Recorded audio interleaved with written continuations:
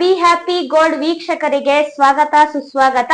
ನಾವಿವತ್ತು ಗುರುವಿನ ದೇಶ ಹೇಗಿದೆ ಅಂತ ನಾವು ಈ ವಿಡಿಯೋನ ಮಾಡೋದಕ್ಕೆ ಸ್ಟಾರ್ಟ್ ಮಾಡಿದೀವಿ. ನಮ್ ಜೊತೆ ಖ್ಯಾತ ಜ್ಯೋತಿಷ್ಯಗಳಾದಂತಹ ಶ್ರೀಪತಿ ಭಟ್ ಆಚಾರ್ಯ ಗುರೂಜಿಯವರು ಇದ್ದಾರೆ ನಮ್ ಜೊತೆ.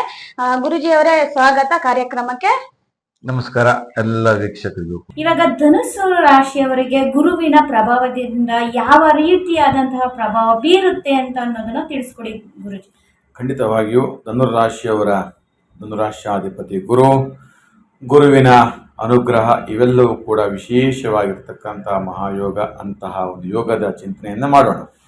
ಓಂ ನಮಃ ಸೂರ್ಯಾಯ ಚಂದ್ರಾಯ ಮಂಗಳಾಯ ಬುಧಾಯ ಚ ಗುರು ಶುಕ್ರ ಶನಿಭ್ಯಶ್ಚ ರಾಹವೇ ಕೇತವೇ ನಮಃ. ವೀಕ್ಷಕರೇ, ಧನುರಾಶಿಯವರಿಗೆ ಧನುರಾಶ್ಯಾಧಿಪತಿ ಗುರುವಿನ ಸ್ಥಾನವೇ ಧನುರಾಶಿ. ಇದು ಕರ್ಕಾಟಕ ರಾಶಿಯಿಂದ 6ನೇ ಮನೆ ಹೇಳ್ತಕ್ಕಂಥದ್ದು. ಇಲ್ಲಿ ವಿಶೇಷವಾಗಿ ಅನುಕೂಲದಾಯಕವಾಗಿರ್ತಕ್ಕಂಥದ್ದು ಮತ್ತು ಸಂಪತ್ತನ್ನು ಕೊಡ್ತಕ್ಕಂಥದ್ದು ಇವೆಲ್ಲವೂ ಕೂಡ ಸಿಗುವಂಥದ್ದು. ಇನ್ನೊಂದು ಬಹಳ ಮುಖ್ಯವಾಗಿರ್ತಕ್ಕಂಥ ವಿಚಾರ ಏನಪ್ಪಾ ಅಂತ ಕೇಳಿದ್ರೆ, ಉತ್ತಮ ವಿದ್ಯೆ ಪ್ರಾಪ್ತಿಯಾಗತ್ತಾ ಮಕ್ಕಳಿಗೆ ಹೇಳತಕ್ಕಂಥದ್ದು. ಈಗ ಪಾರ್ಟ್ನರ್ಶಿಪ್ ಬಿಸ್ನೆಸ್ ಮಾಡಿದ್ರೆ ಕೆಲವರು ಬರೇ ಒಬ್ಬರಿಗೆ ಮಾಡಕ್ ಆಗೋದಿಲ್ಲ ಅಂತ ಹೇಳ್ಬಿಟ್ಟು ಫ್ರೆಂಡ್ಸ್ ಆಗಿರ್ಬೋದು, ಯಾರಾದ್ರೂ ಆಗಿರ್ಬೋದು, ಪಾರ್ಟ್ನರ್ಶಿಪ್ ವ್ಯವಹಾರ ಮಾಡಿದ್ರೆ ಉತ್ತಮವಾದಂತಹ ಫಲ ಸಿಗುತ್ತಾ ಈ ಗುರುವಿನ ಯೋಗದಿಂದ ಅಂತ? ಖಂಡಿತವಾಗಿ ನಿಮ್ಮ ಪ್ರಶ್ನೆ ಬಹಳ ಅಮೂಲ್ಯವಾಗಿರ್ತಕ್ಕಂಥ ವಿಚಾರ.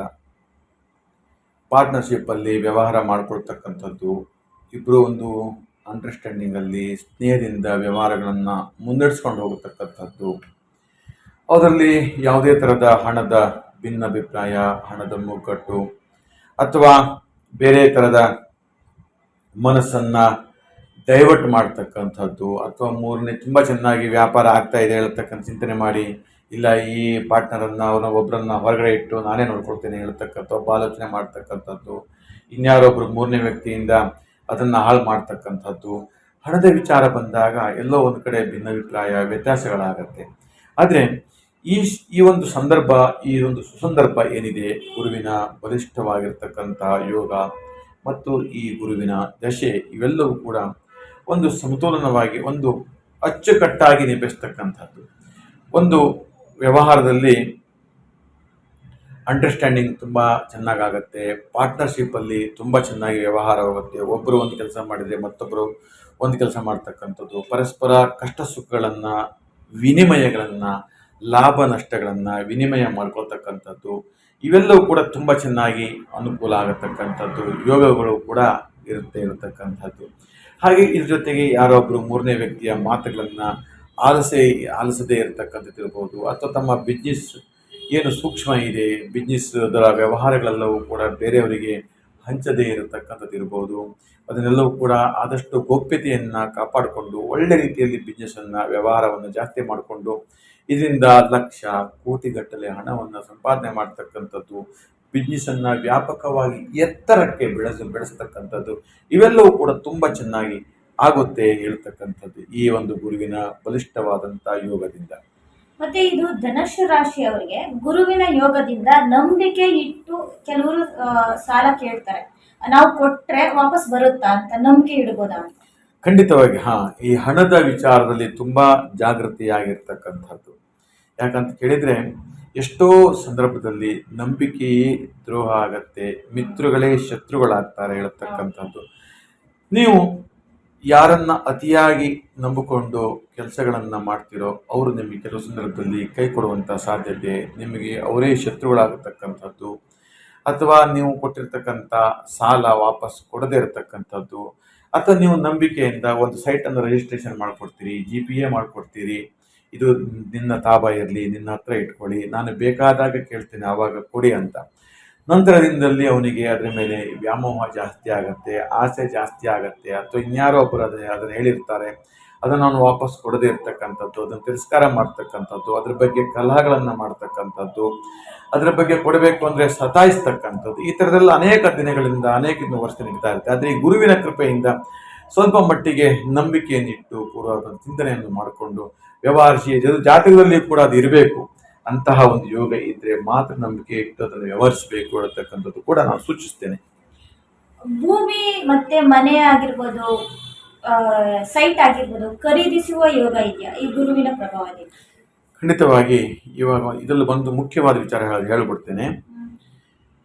ಒಂದು 10, 15, 20 ವರ್ಷಗಳ ಹಿಂದೆ ಚೆನ್ನಾಗಿ ಸಂಪಾದನೆ ಮಾಡಿಕೊಂಡು ಮನೆಯನ್ನು ಕಟ್ಕೊಂಡಿರ್ತೀರಿ, ಮನೆಯಲ್ಲಿ ವಾಸ ಮಾಡ್ಕೊಂಡಿರ್ತೀರಿ. ಯಾವುದೋ ಒಂದು ಕಾರಣಾಂತರದಿಂದ ವ್ಯವಹಾರದಲ್ಲಿ ಸಾಲ ಜಾಸ್ತಿ ಆಗೋಯ್ತು, ಮನೆ ಕೂಡ ಮಾರ್ಕೊಂಡು ಹೊರಗಡೆ ಬಂದಾಯಿತು. ಇವಾಗ ಮತ್ತು ಪುನಃ ಮತ್ತೊಂದು ಮನೆಯನ್ನು ಮಾಡಲಿಕ್ಕಾಗತ್ತಾ, ಅಥವಾ ಅದನ್ನು ಯಶಸ್ಸು ಸಿಗತ್ತಾ, ಇವಾಗ ಕಷ್ಟಪಟ್ಟರೆ ಆಗತ್ತಾ, ಅಥವಾ ಬೇರೆ ಇನ್ನೊಂದು ಸೈಟನ್ನು ತೊಗೊಳ್ಲಿಕ್ಕಾಗತ್ತಾ ಹೇಳ್ತಕ್ಕಂಥ ಎಲ್ಲವೂ ಕೂಡ ಚಿಂತನೆ ಇರುತ್ತೆ. ಖಂಡಿತವಾಗಿ ಮತ್ತೆ ಪುನಃ ಮನೆ ಕಟ್ಟುವಂಥದ್ದು, ಮನೆ ತಗೊಳ್ಳುವಂಥದ್ದು, ಅಥವಾ ಪ್ಲಾಟ್ ತಗೊಳ್ತಕ್ಕಂಥದ್ದು, ಜಮೀನು ಖರೀದಿ ಮಾಡ್ತಕ್ಕಂಥದ್ದು ಯೋಗ ತುಂಬ ಚೆನ್ನಾಗಿದೆ. ಮತ್ತೆ ಕೂಡ ಅದನ್ನು ಪ್ರಯತ್ನವನ್ನು ನೀವು ಮಾಡಬಹುದು ಹೇಳ್ತಕ್ಕಂಥ ಕೂಡ ಸೂಚಿಸ್ತೇನೆ.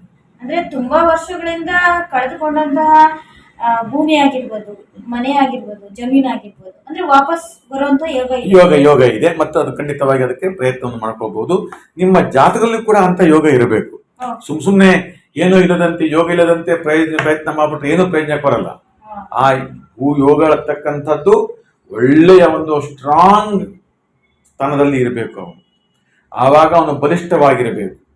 ಅಂತಹ ಒಂದು ಯೋಗ ಇದ್ರೆ ಖಂಡಿತವಾಗಿ ಪ್ರಯತ್ನವನ್ನು ಪಟ್ಟರೂ ಕೂಡ ನಿಮಗೆ ಸಕಾಲಕ್ಕೆ ಅದು ಅನುಗ್ರಹಿಸುತ್ತೆ, ಲಾಭ ಆಗುತ್ತೆ.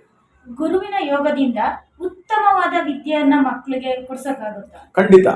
ಅದಕ್ಕೆ ಹೇಳೋದು ಗುರು ಬ್ರಹ್ಮ ಗುರು ವಿಷ್ಣು ಅಂತ ಏನು ಹೇಳ್ತೇವೆ, ಅದು ಉತ್ತಮ ವಿದ್ಯೆ. ತಂದೆ ತಾಯಿಗೆ ಸಹಜವಾಗಿ ಒಂದು ಆಸೆ ಇರುತ್ತೆ, ಮಕ್ಕಳಿಗೆ ಒಳ್ಳೆ ಎಜುಕೇಶನ್ ಕೊಡಬೇಕು, ಕಷ್ಟಪಟ್ಟರ ದುಡಿದು ಒಂದು ಇಂಜಿನಿಯರ್ ಮಾಡಬೇಕು, ಒಬ್ಬರನ್ನ ಡಾಕ್ಟರ್ ಮಾಡಬೇಕು, ಅಥವಾ ಒಬ್ಬ ಸರ್ಕಾರಿ ಅಧಿಕಾರಿಯಾಗಿ ಮಾಡಬೇಕು, ಅಥವಾ ದೇಶ ಸೇವೆಯನ್ನು ಕಾಯುವಂತಹ ಒಂದು ಉನ್ನತ ಸೈನಿಕರಾಗಿರಬೇಕು, ಅಥವಾ ಸಮಾಜ ಬದುಕನ್ನು ಕಟ್ಟುವಂಥದ್ದು ಇರ್ಬೋದು, ಪರೋಪಕಾರ ಮಾಡ್ತಕ್ಕಂಥ ಮಕ್ಕಳಿರಬೇಕು ಅಂತಕ್ಕಂಥದ್ದೆಲ್ಲ ಸಹಜ.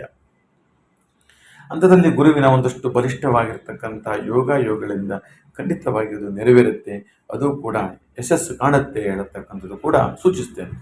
ಆದರ್ಶ ದಂಪತಿಗಳು ಅಂತ ನಾವು ಏನು ಕರಿತೇವೆ ಅಂದರೆ,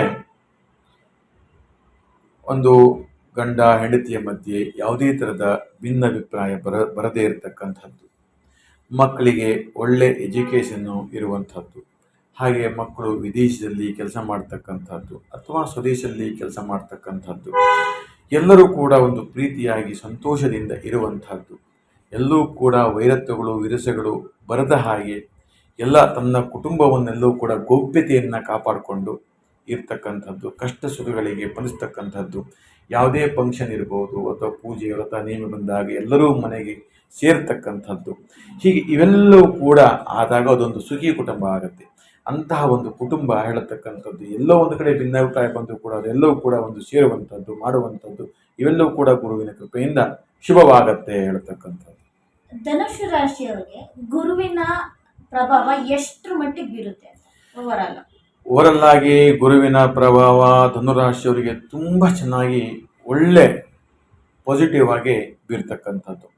ಏನು ನೀವು ಅಂದ್ಕೊಂಡಿರ್ತೀರಿ, ಏನು ಕೆಲಸಗಳನ್ನು ಮಾಡಬೇಕಿರತಕ್ಕಂಥ ಹಂಬಲ ಇದೆ, ನಿಮ್ಮ ಮಿತಿ ಮೀರಿ, ನಿಮ್ಮ ಪ್ರಯತ್ನದ ಮಿತಿ ಮೀರಿ ಕೂಡ ಅದರ ಒಂದು ಎಫೆಕ್ಟು, ಅದರ ಒಂದು ಪ್ರಭಾವ ಸಿಕ್ಕಿ ಉನ್ನತ ಒಂದು ಸ್ಥಾನಮಾನಗಳನ್ನು ಸಿಕ್ಕಿ ಯಶಸ್ಸನ್ನು ಕಾಣತಕ್ಕಂಥ ಒಂದು ಪ್ರಭಾವ ಗುರುವಿಂದ ಇದ್ದೇ ಇರುತ್ತೆ, ಹಾಗೆ ಆಗತ್ತೆ. ಇದು ಸತ್ಯ ಹೇಳ್ತಕ್ಕಂಥದ್ದು.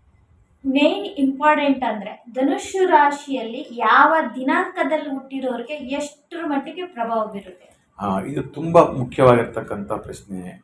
ಇದು 3ನೇ ತಾರೀಕು ಹುಟ್ಟಿರ್ತಕ್ಕಂಥವ್ರು, 7ನೇ ತಾರೀಕು ಹುಟ್ಟಿರ್ತಕ್ಕಂಥವ್ರು, 14ನೇ ತಾರೀಕು ಹುಟ್ಟಿರ್ತಕ್ಕಂಥವ್ರು, 17ನೇ ತಾರೀಕು ಹುಟ್ಟಿರ್ತಕ್ಕಂಥವ್ರು ಮತ್ತು 21ನೇ ತಾರೀಕು ಹುಟ್ಟಿರ್ತಕ್ಕಂಥವರಿಗೆ ಈ ಗುರುವಿನ ಪ್ರಭಾವ ವಿಶೇಷವಾಗಿ ಒಳ್ಳೆ ರೀತಿಯಲ್ಲಿ ಬಲಿಷ್ಠವಾಗಿರ್ತಕ್ಕಂಥ ಒಂದು ಪ್ರಭಾವ ಬಿದ್ದು ಹೆಚ್ಚೆಚ್ಚು ಧನ ಧಾನ್ಯ ಐಶ್ವರ್ಯಗಳು ಕೂಡ ಪ್ರಾಪ್ತಿ ಆಗ್ತಾ ಇರುತ್ತೆ, ತುಂಬ ಸಂತೋಷವಾಗಿರ್ತಾರೆ ಈ ದಿನಾಂಕದಂದು ಹುಟ್ಟಿರ್ತಕ್ಕಂಥವ್ರು ಹೇಳತಕ್ಕಂಥದ್ದು ಕೂಡ ನಾನು ಹೇಳಲಿಕ್ಕೆ ಇಷ್ಟಪಡ್ತೇನೆ. ಶುಕ್ರ ದೇಶ ಮತ್ತು ಶನಿ ದಶೆಯು ಕೂಡ ಇದಕ್ಕೆ ವಿಶೇಷವಾಗಿರ್ತಕ್ಕಂಥ ಯೋಗಗಳು ಕೂಡ ಹೌದು. ಇಂತಹ ದಶೆಗಳು ನಿಮಗೆ ನಡೀತಾ ಇದ್ದರೆ ಖಂಡಿತವಾಗಿಯೂ ಧನುರಾಶಿಯವರಿಗೆ ರಾಜಯೋಗವನ್ನ, ಆನಂದವನ್ನ, ಸುಖ ಸಂತೋಷವನ್ನ ಕೊಡುತ್ತೆ ಅಂತ. ನೋಡಿದ್ರಲ್ಲ ವೀಕ್ಷಕರೇ, ಗುರುವಿನ ಪ್ರಭಾವ ಯಾವ ಯಾವ ರಾಶಿಗಳಿಗೆ ಹೇಗಿರುತ್ತೆ ಅಂತ ನಮ್ಮ ಖ್ಯಾತ ಜ್ಯೋತಿಷಿಗಳಾದಂತಹ ಶ್ರೀಪತಿ ಭಟ್ ಗುರೂಜಿ ಅವರು ನಿಮ್ಗೆ ತಿಳಿಸ್ಕೊಟ್ಟಿದ್ದಾರೆ. ಈ ವಿಡಿಯೋ ನಿಮ್ಗೆ ಇಷ್ಟವಾದಲ್ಲಿ ಲೈಕ್ ಮಾಡಿ, ಶೇರ್ ಮಾಡಿ ಮತ್ತು ಕಮೆಂಟ್ ಮಾಡಿ, ಮತ್ತೆ ಸಬ್ಸ್ಕ್ರೈಬ್ ಮಾಡೋದನ್ನ ಮರೆಯಬೇಡಿ. ಫುಲ್ ವಿಡಿಯೋವನ್ನ ನೋಡಿದ್ರೆ ಮಾತ್ರ ನಿಮ್ಗೆ ಅರ್ಥ ಆಗುತ್ತೆ ಯಾವ ರಾಶಿಗೆ ಯಾವ ರೀತಿಯಾದಂತಹ ಫಲಗಳಿದಾವೆ ಅಂತ ನಿಮಗೆ ಸಂಪೂರ್ಣವಾಗಿ ತಿಳ್ಕೊಳ್ಳೋದಕ್ಕೆ ಈಸಿ ಆಗುತ್ತೆ.